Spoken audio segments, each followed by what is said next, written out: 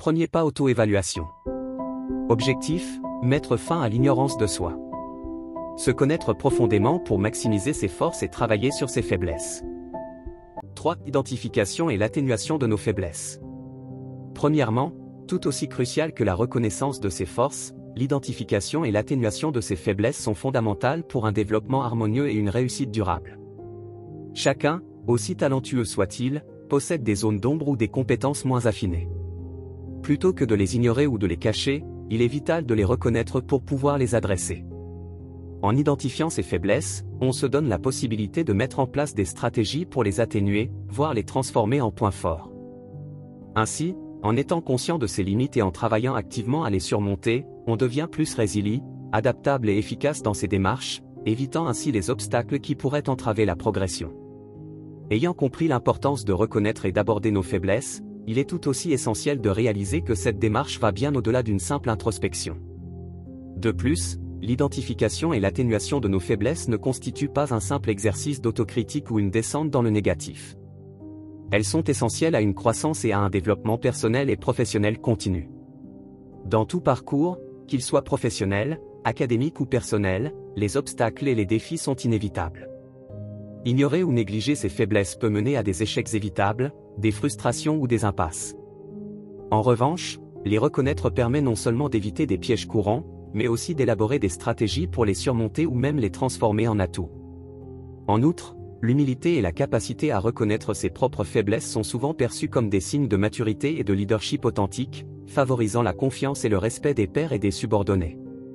Ainsi, le paragraphe sur l'identification et l'atténuation de nos faiblesses revêt une importance cruciale, car il souligne l'importance d'une approche équilibrée et réfléchie de soi-même pour une réussite durable et significative. Au-delà des perspectives individuelles et des anecdotes, des études académiques et des experts du domaine appuient également cette idée. Selon les experts, l'importance de connaître et de gérer ses faiblesses ne peut être sous-estimée dans le cadre du développement personnel. Selon Dr.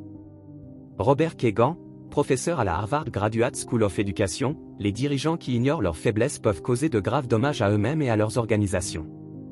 Une étude publiée dans le Journal of Applied Psychology a confirmé cette assertion, révélant que les dirigeants qui ne tiennent pas compte de leurs lacunes tendent à avoir une performance inférieure à ceux qui sont conscients de leurs faiblesses et qui travaillent à les atténuer.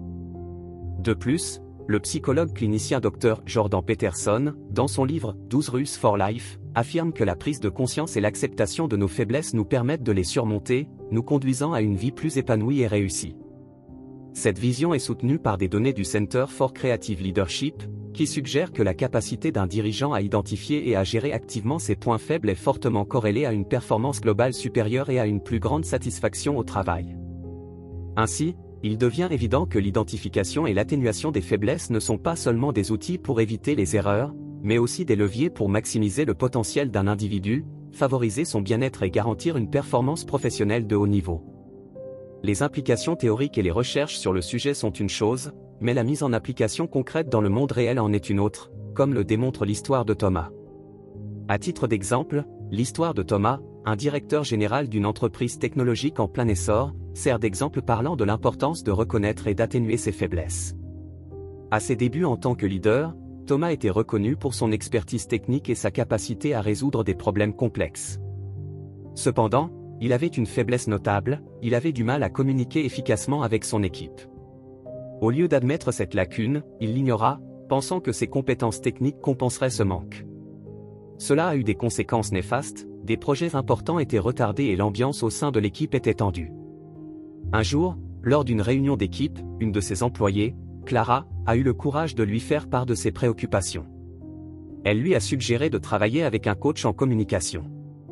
Reconnaissant enfin sa faiblesse, Thomas a accepté la proposition. Après plusieurs mois de coaching, sa manière de communiquer s'est considérablement améliorée. Non seulement l'efficacité de l'équipe s'est accrue, mais l'atmosphère au travail est devenue plus collaborative et positive. Cette anecdote illustre les points soulevés par le Dr Robert Kagan et le Dr Jordan Peterson. Ignorer ses faiblesses peut entraîner des problèmes imprévus, tandis que les reconnaître et y remédier peut ouvrir la voie à des améliorations significatives, tant sur le plan professionnel que personnel. Thomas est la preuve vivante que la prise de conscience de nos lacunes, combinée à des mesures actives pour les combler, peut non seulement prévenir les problèmes, mais aussi renforcer la dynamique d'une équipe et améliorer la performance globale. L'expérience de Thomas n'est pas isolée, elle illustre un principe universel et intemporel sur la nature humaine et le développement personnel.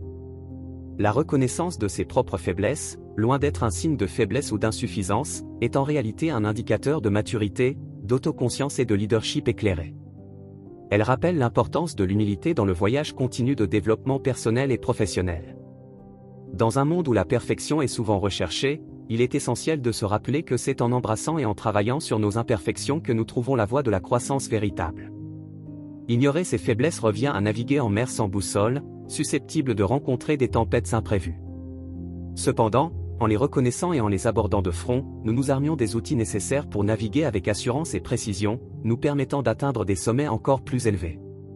Pour ceux qui aspirent à l'excellence, il est non seulement vital de célébrer et de renforcer ses talents, mais aussi d'adresser consciencieusement ses faiblesses, car c'est dans cet équilibre que réside la clé d'une réussite authentique et durable. En progressant à travers Quartier de leadership, 52 pas vers le sommet, chaque étape devient un maillon précieux de cette ascension vers la maîtrise du leadership. Les 3 premières pierres angulaires, l'identification des motivations internes, la reconnaissance et le renforcement des forces, et la prise de conscience et l'atténuation des faiblesses, ne sont que le début. Elles t'invitent à plonger profondément dans l'essence même du leadership, un voyage d'introspection et de connaissance de soi. Cette sagesse, souvent éclipsée par le tumulte du monde moderne, est pourtant essentielle. Sans elle, combien se sont égarés et ont rencontré l'échec ? Ce livre n'est pas seulement un guide, c'est un compagnon de voyage. Avec chaque quartier et ses 13 pas, tu te rapproches du sommet, où les perspectives sont inégalées et la vision claire. La véritable question est, es-tu prêt, à t'engager pleinement ? Alors, tourne la page. Découvre ce que chaque nouveau pas te réserve. Chaque étape te rapproche de la version la plus accomplie et influente de toi-même. Le sommet t'attend, et la vue te laissera sans voix. Es-tu prêt, à faire le prochain pas ? Let's go!